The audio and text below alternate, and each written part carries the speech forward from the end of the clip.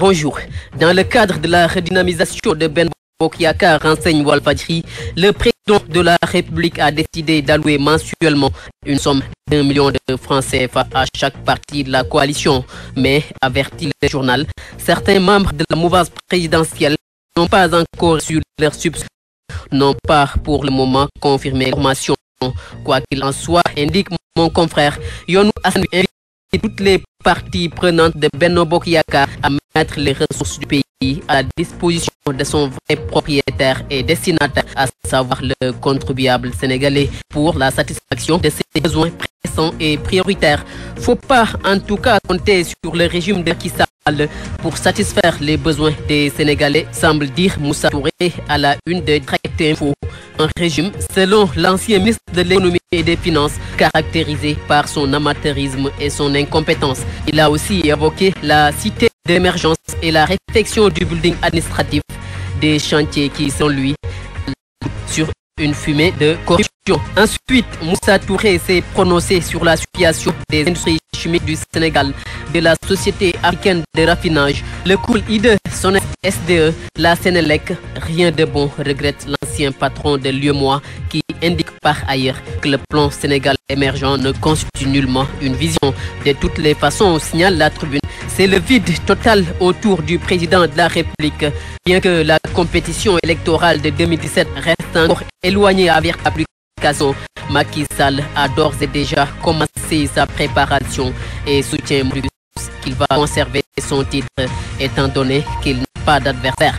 À ses souteneurs, la carotte, et pour ses directeurs, le bâton. Finalement, retient la Tribune. Macky est en roue libre pour 2017, ce qui ne semble pas être le cas pour son épouse. En effet, pour l'observateur, Marième Faye Sall était devant la CREI suite à une plainte de l'association des jeunes marabouts. J'entends emprisonner tous ces soi-disant marabouts, avertit Maître El Hadji Diouf, avocat de la Fondation Servir le Sénégal et la première dame. De toute façon, rapporte le mouvement Macky Libère Karim demande à Marième Faye Sall d'avoir le courage de témoigner devant la CREI.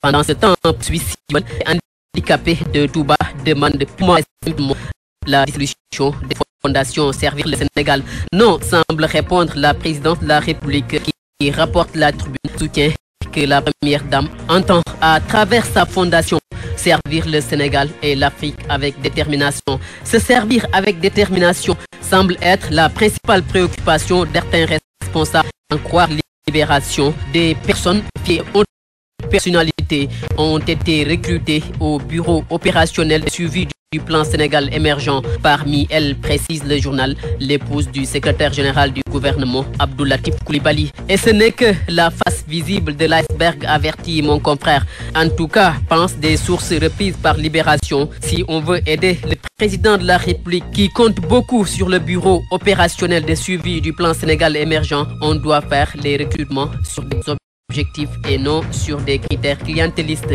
C'est même indécent dénonce-t-elle. C'est aussi indécent ce qui se fait dans les mines de phosphate de Thiès, car Walfadjri, les populations locales attendent leur exploitation globale, mais à la place, elles n'ont reçu qu'un lot de problèmes, à savoir perte de terre, chômage, maladie, etc. Leur protestation n'a pas encore donné de résultats jusque-là, note ma consoeur, mais une telle.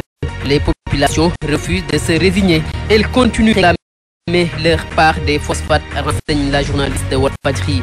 Cela dit, notre enquête, le chômage menace la stabilité nationale. C'est du moins, assure le journal, la conviction du Conseil économique, social et environnemental à travers son rapport général de 2013. Dans ce rapport, également, relève enquête, des critiques sévères ont été formulées à l'endroit de l'Assemblée nationale.